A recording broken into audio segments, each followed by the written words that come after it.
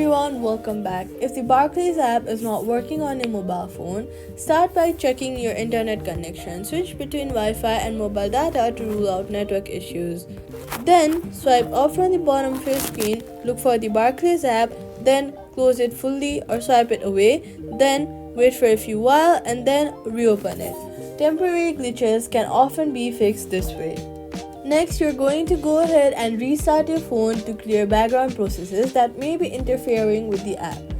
Then, check your app store, go to the app store, search for the Barclays app, and then make sure that you've updated your app to the latest version. Updating your app ensures you have all the latest files and bug fixes, so make sure to update your app. After that, go ahead and if the app still does not work, go ahead and uninstall the app. After you uninstall it, go to the app store, search for your app and reinstall it from there.